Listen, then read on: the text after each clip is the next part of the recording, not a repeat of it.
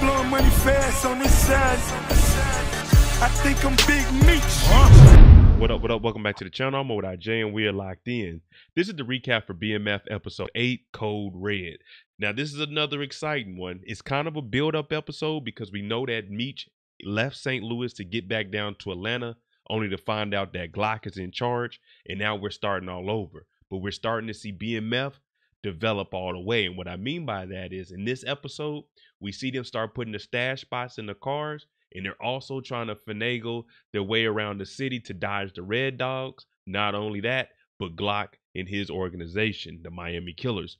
Now, before we jump into this and get a recap, if you like BMF content, breakdowns, theories, and predictions, then hit your subscribe button and turn on your notification bell so you get something every time I upload. I'm on that road to 50,000 subscribers, so I appreciate each and every one of you. And if you don't see this at 100 likes, hit that like button.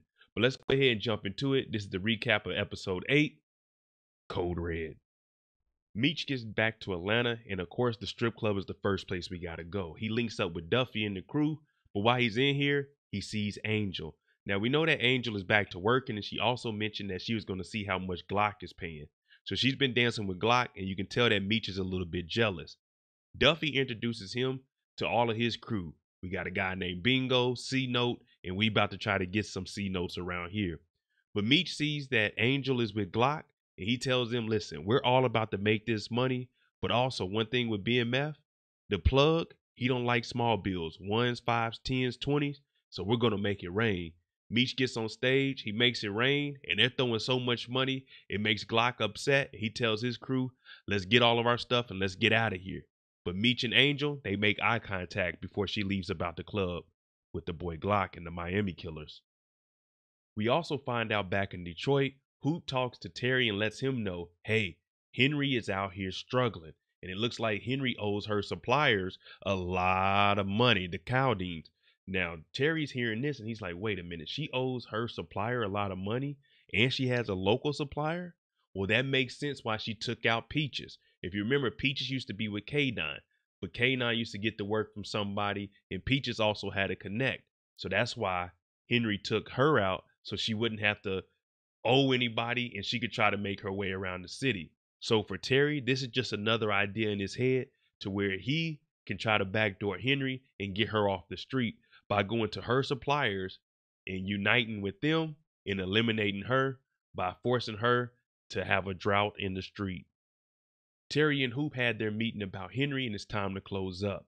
Well, once they close up, Officer Vince shows up, and this is the guy who got the number that he gave to Markeisha and used to work for Boom.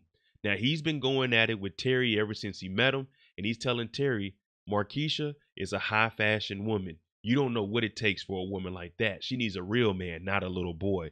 But one thing we know is Terry and Meech, the Flennory brothers, they're going to stand on business. While Vince is talking all of that about telling the IRS about drug money coming through this diner, Terry says, nope, my building is legit and we're making legit money over here. So you need to remove yourself and get out of here right now because Markeisha is mine. But he also tells Hoop, hey, keep a close eye on him, and I need all information that you can get on Vince so we can use it against him. After the club, they decide to go get some food, but Meech stays back because he has to roll him up one, and he has to get his mind in the right headspace. After the club, Meech goes back to the house, and he's talking to Duffy, and he lets him know, I seen what the Red Dogs are doing, and they're tearing vehicles apart. We need to figure out how to step our game up. We need a new mechanic, because if not, then everyone's going down.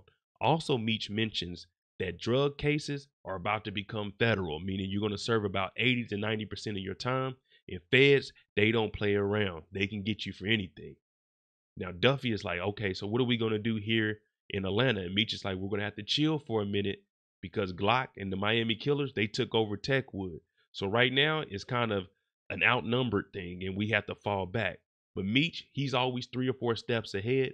So he's already looking around, trying to find what's the next move and how they can get a better mechanic and they can start moving product and just use this as a hub and not really distribute as much as in Atlanta. Meech has a meeting with Clyde. And if you remember, Clyde was the right-hand man of Remy. Now he's showing up because he's going behind Remy's back and he's trying to put all of Atlanta on. Before Meech left and went to St. Louis, he told him, I'm going to get you the best work. I'm going to get you the best product. You just have to get the rest of the city, and you also have to take out Remy. Now he's like, all right, I got this guy, and he's down to work with us, Meech, but he wants to have a meeting. So Meech says, look, this is what we'll do. We'll have us a meeting at a neutral ground, the Platinum Palace, but don't bring any guns. And if anyone is unalived, then, well, the deal is off, because Meech doesn't want any bodies. It draws too much attention. So if they can get everyone in Atlanta to agree to get their work from Meech, Clyde takes out Remy, then now we got us the best plan, and it'll be easier to take over Atlanta because all we got left is us against the Miami Killers. Brian is still at the house grieving young Kevin being unalived, and he just keeps blaming himself, but he knows that deep down inside, this is really Meech, Terry, and Henry's fault. There's a banging at the door, and it's Detective Jen. She's showing up. Brian, open the door. I see your vehicle out here.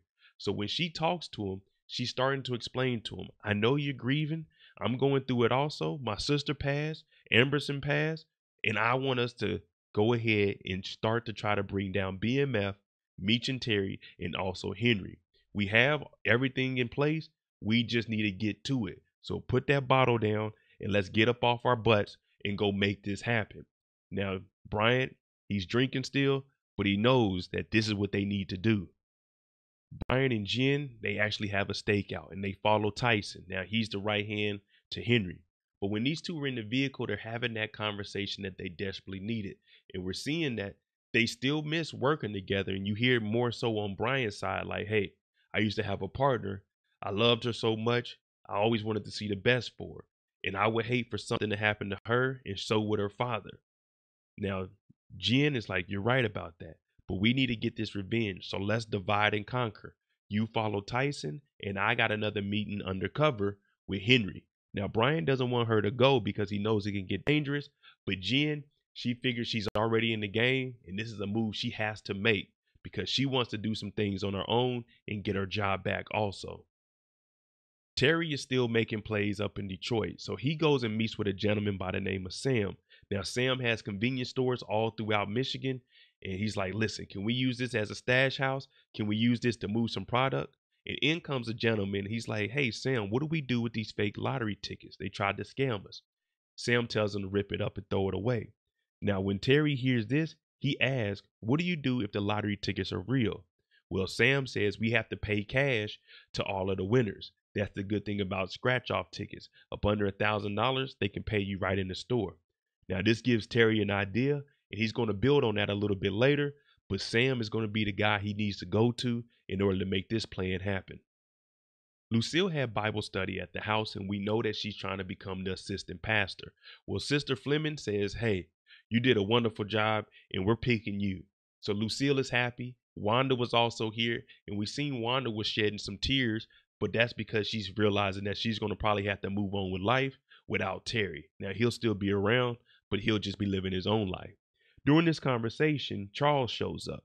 Now, Charles shows up with some good news. The Campbell brothers actually want him to come and do one of the shows and open up with them. Now, he's telling Lucille and he wants her to come because he's trying to fix this relationship. Now, she jokes around and says maybe she can bring Dr. Reese. She might show up. Now, Charles, he doesn't want to hear this, but he's like, well, I'm doing what I can for the family. As long as you show up, I am happy with that.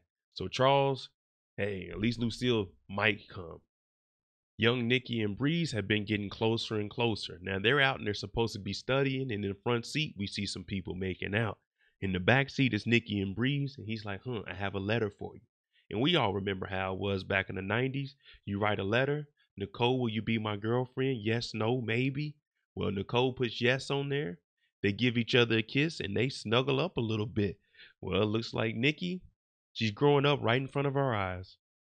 Meech and Duffy go to the chop shop. Now, this guy is telling them, all right, this is the most high-tech stuff we have. You just putting it behind the door panel. It'll trick the cops every single time. Now, Meech, being the guy that he is, he's thinking, all right, how many other people are using this same technique? And the reason he asked that question is because if the police know that multiple people are using this, then that's going to be the first place they look. The door panel. You just pop this. Oh, yeah, this is where the drugs are. So once he tells them this, Meech gives him some money. And he tells Duffy, get one of the homies to take the car and use it for a test run.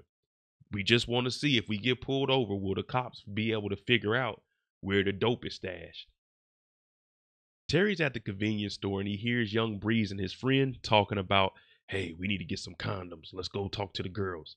Well, when they go outside, Terry looks over and he realizes that, wait, Nikki's in that vehicle. So being the big brother he is, he goes over there and he tells Nikki to get out of the vehicle. And she's young, you know how it is. She's like, Terry, we're just studying. But he also finds open liquor in the back seat. He slams the liquor and he tells her, come on, this ain't no studying. Now, of course, our boy Breeze is going to try to stand up for his lady. But we know what happened to Darius. Terry tells him, I'll whoop on you. And Nikki, come get in the vehicle. Now, she's upset and she feels a little jealous. But Terry's just looking out for his little sister. And he only wants the best. And he don't want her out in these streets. Our boy Clyde is holding a meeting with all of the other dealers within Atlanta. And he's telling them, listen, we go behind Remy. We meet up with Meech tonight. We all gonna eat.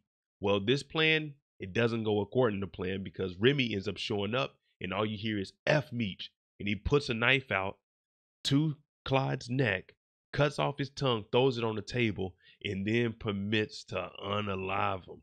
Well, he throws the tongue on the table and everyone's looking. He's like, listen, we gonna run Atlanta. Miami killers, they're about to be kicked up off the streets. It's Techwood. That's who's running Atlanta, not Meech. That test run with the car that Meech was talking about, well, they send Bingo out. Bingo goes out, the Red Dogs pull him over, and they're harassing him. But remember, the stash is in the door. Bingo is saying, I don't have anything to do with this.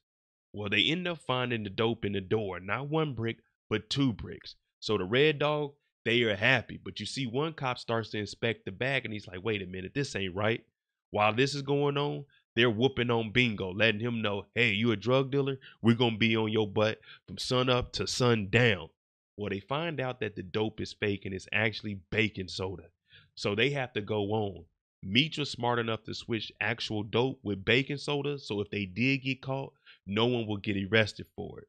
But now, Bingo, he's whooped on, but we know that this stash spot ain't gonna work. Back at Henry's office, we found out that she was broke from Hoop and she owes her suppliers a lot of money. Now, Tyshon is saying, listen, we gonna figure it out. But out of nowhere, we get introduced to Henry's uncle. Now, this is Blaze's brother, and he brings her the money to pay off her debt. Now, she's like, man, thank you, Unc. I never thought my father would abandon me like this. And that's because Blaze knows what she's doing in the street is messing up business. Tyshon is saying, man, forget your dad, Blaze. We love you. We support you. That's all that matters. And we're going to go get this money and we're going to take out BMF.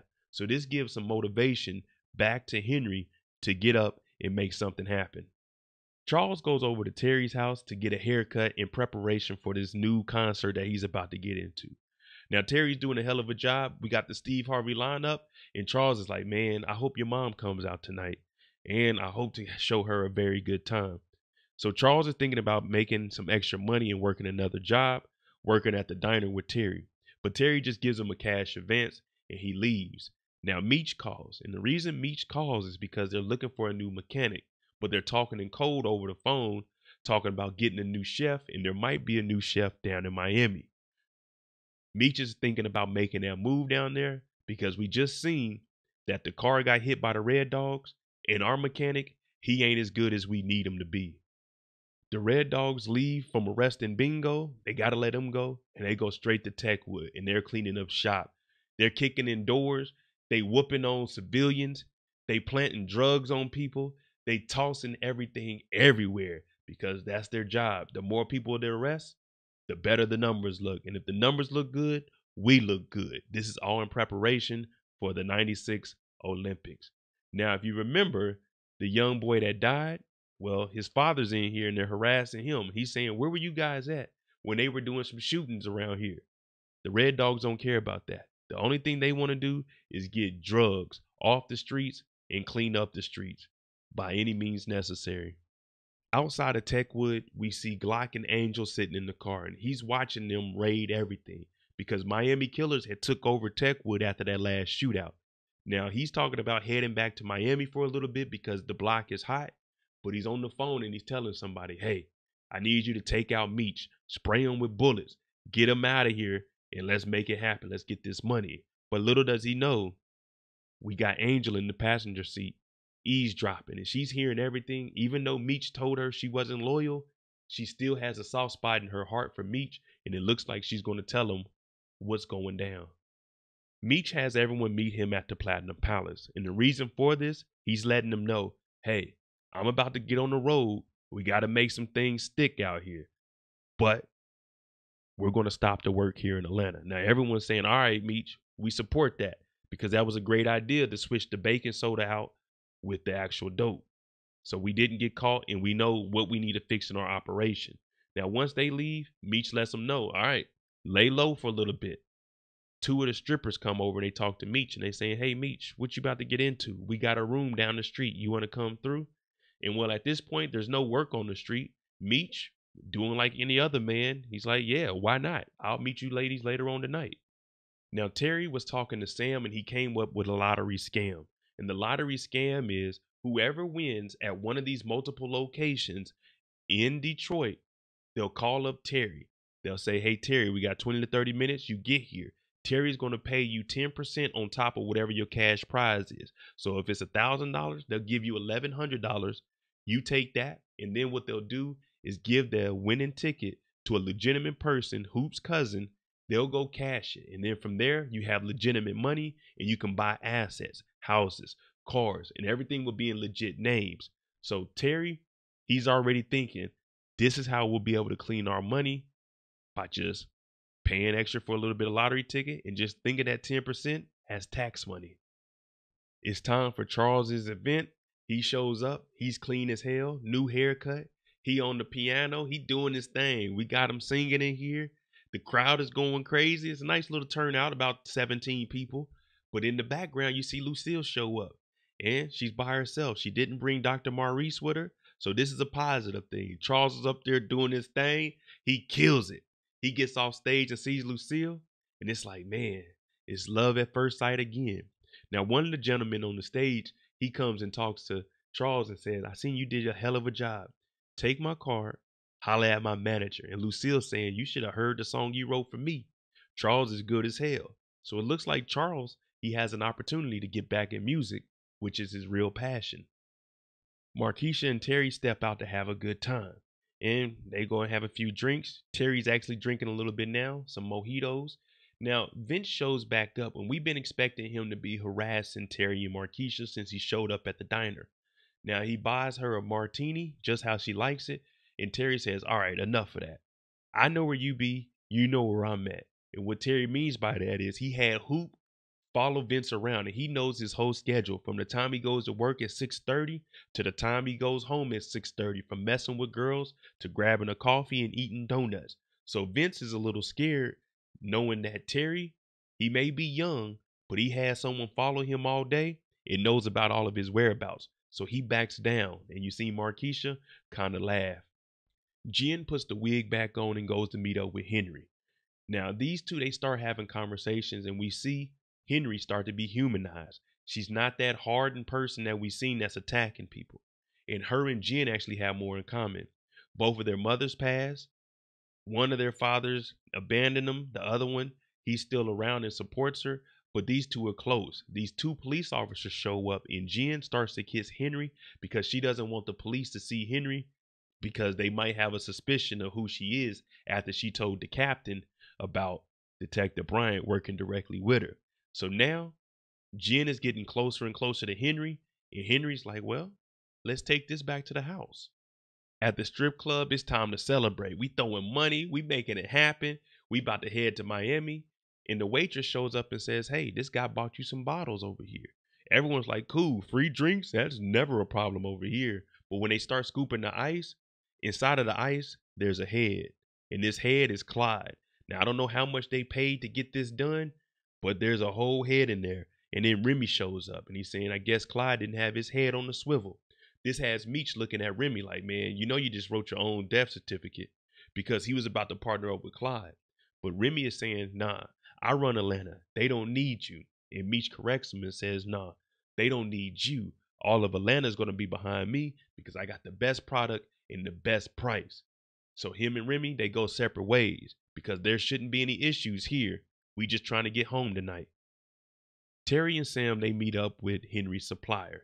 And the reason they're doing this is to let them know Henry owes you a lot of money, and how we can solve this. We come together. It's not about the quality of the product, because you got good quality, we do too. It's about the quantity. And if we flood the streets with what we got and you got to stop giving Henry work, then we are good to go. Also, we have multiple locations around the city that Sam has that we can start moving money through. This will work for everybody. Now they hear this, and Terry also says, I will give you work at a lower cost than whatever you're getting it for. When they hear all of this, this is a sweet deal, and all you have to do is cut off Henry. So we are in, and we have Henry's supplier. Meech is leaving the strip club, and when he goes outside, guess who he stumbles across? Angel. And she's still wearing his sweater from when he left. And she's telling Meech, I know we ain't been seeing eye to eye, but I've just been trying to survive. But I have a bad feeling Glock is trying to do something to you, and it might happen tonight or tomorrow, but you need to be on the lookout.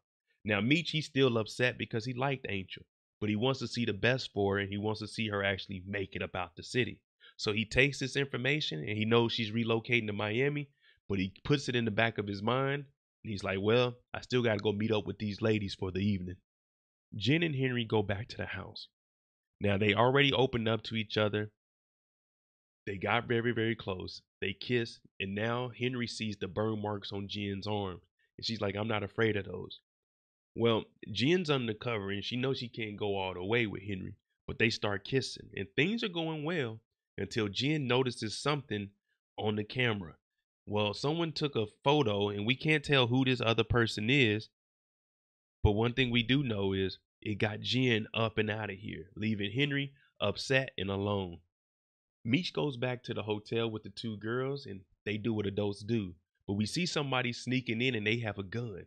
Once they come into the room, they get to shooting. They hit one of the strippers. Meech is trying to get dressed and get up out of here. He returns fire. Well, both of them run out of ammunition. One of the strippers is hit, and she's screaming. Well, a fight follows right after. And Meech tackles the guy. He starts pistol whipping him. Bow, bow, bow. The fight is going on. And then out of nowhere, Meech gets some super extra strength, and he decides to throw this man out the window. And out of the window, we see this gentleman fall 10 to 15 floors all the way down and land on the hood of the car. And Meech, he knows them strippers set him up. He needs to get out of there ASAP. Meech goes back to the crib, and he tells Duffy about this and how he has to relocate and get up out the city. So he also calls Terry and tells Terry, hey, brother, I'm going to Miami. I need you to come down. We got us a new chef, and this is how it's going to go down. We're going to go down there. I'll fill you in on all the information in person because we don't need to be talking over the phone.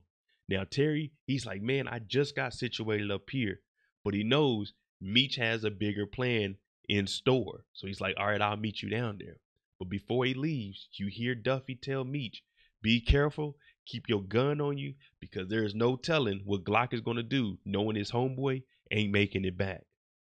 The last thing we see is Detective Bryant on another stakeout. Now he's watching Tyshon upholding his end of the deal where Jen had Henry. Now he's drinking, he's smoking a little bit, and we know he has some things on his mind that he wants to take care of. Well, he catches Tyshon in the hallway in this back alley, and let me tell you, he begins to whoop on him. I'm talking about Tyshon fought back for a little bit, but that anger, that drunkenness, everything, it all came together, and Detective Bryant put a whooping on this man so bad, left him laying in the alley, and we don't know if he is alive or unalive. But Detective Bryant, he got his get back. All right, there you go, the recap of episode 8, Code Red. Let me know what you think. Was making the move on Remy a good idea? Unfortunately, not for our boy Claude, but was making this move to try to get the city to support Meech a good idea? And also, can Terry get this lottery operation up and running without any issues? Let me know what you think. I'm MoDJ. If you like BMF content, hit that like button, hit that subscribe button. Thanks for watching. I'm on that road to 50,000 subscribers, so I appreciate each and every one of you. Thanks for watching. I'm out.